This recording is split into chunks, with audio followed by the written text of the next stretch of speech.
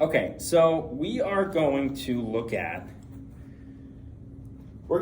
this and see if we can figure out what alkene did we start with to get to this point, okay? Now, this is a ketone because we have a double bonded oxygen attached to a carbon, which is attached to two other carbons, okay? If this carbon was attached to like a hydrogen or something else over here, I believe that would be an aldehyde. But because we're in the middle of a carbon chain, the key goes in the middle. That's why this is a ketone. Okay, so we need to figure out what the heck happened here. But let's look at this first and ask ourselves, is this symmetrical? It's not symmetrical, so I believe, I don't know what that means, but let's reverse engineer our way back here. Okay, I'm gonna break this up a little bit because I think it's a little easier to look at when it goes like this. CH2, CH2, CH3, CH2, CH3. Okay. Now, if we're starting with an alkyne, which is triple bonded, we know that there is tautomerization here because we don't just get a ketone magically, okay? And when I think of tautomerization, I think of tauntauns, which are on the planet Hoth from Star Wars. It's the snow planet. The word Hoth also has two H's and an O. Well, what the heck does that mean? It means to get to this point, we added water. We added water. If you just add water to a hydrocarbon, nothing happens. You're not going to get any type of alcohol or ketone or anything. You need to have an acid. And an acid is nothing but hydronium, H3O+, sulfuric acid, H2SO4, which is just going to give up a proton. So we're gonna simplify that.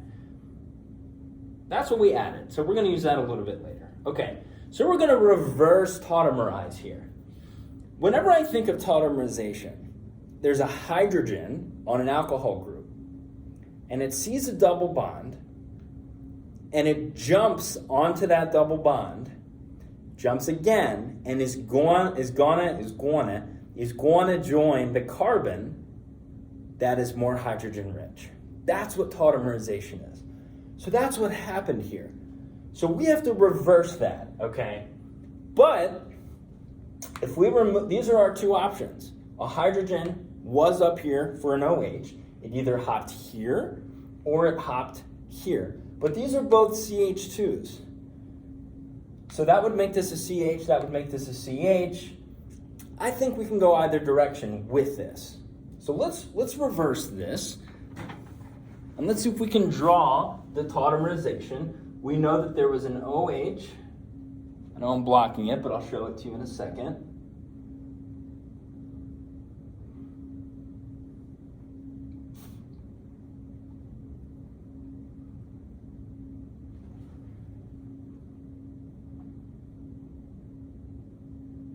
Okay.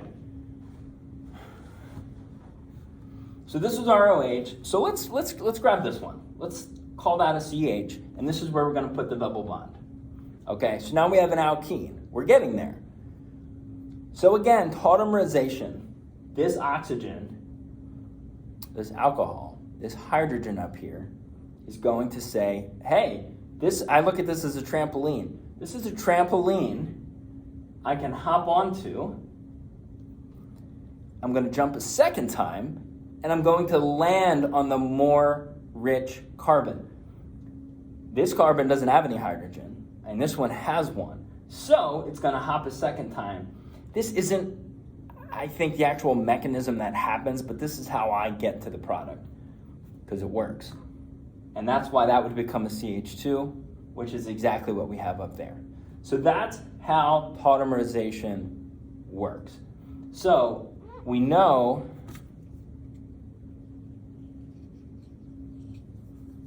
that that's what happened, okay? And the tautomerization happens between these two.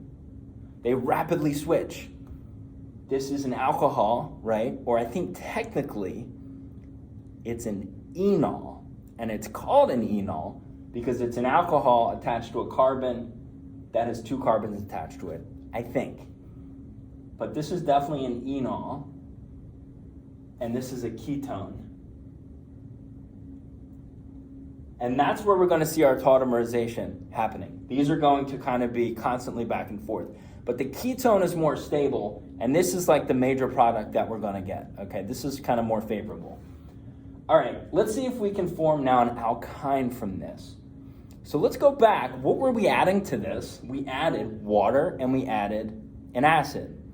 This proton, so this hydrogen went to a hydrogen-rich carbon, and the water contributes an OH group. Okay, so let's redraw our chain here.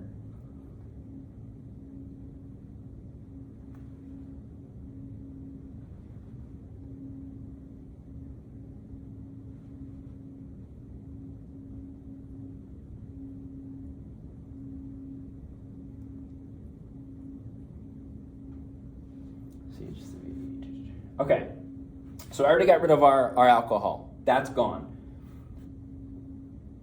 So, if the alcohol was on this carbon, our original hydrogen was on this carbon. This is the one we can remove.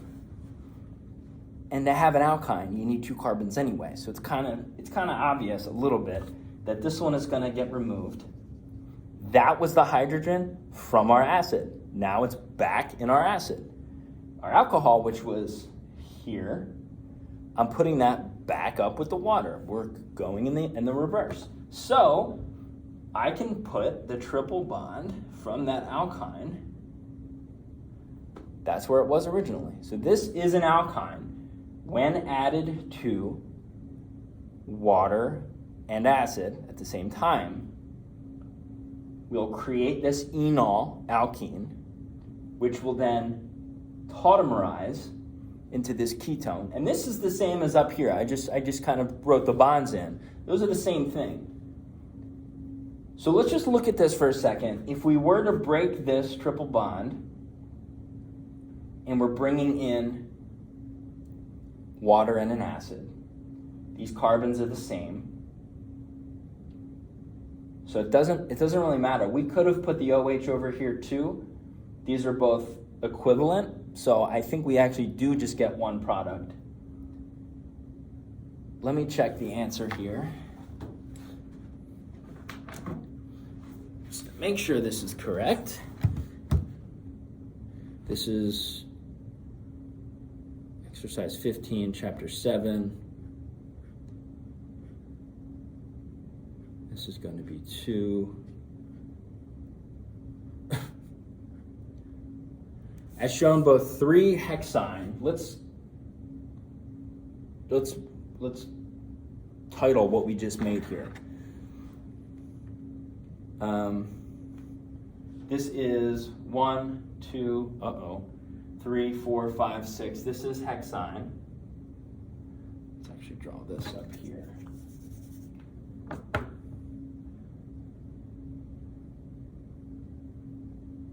And this is 2-hexyne. But they're also saying 3-hexyne can be used to form the desired ketone. Let's draw 3-hexyne and see if we can figure out why. A C, H2, a C, 1, 2, we'll put the triple bond on the third, which is fine because this oxygen, when we were up here, we knew that trampoline could have gone on either side. So let's try to figure out why. This would have been a C then. We're just swapping the CH2 and the C. CH2, CH3, triple bond. We're just putting the triple bond here. C and C. 1, 2, 3, 4, 5, 6. So this is 3-hexyne. we use this,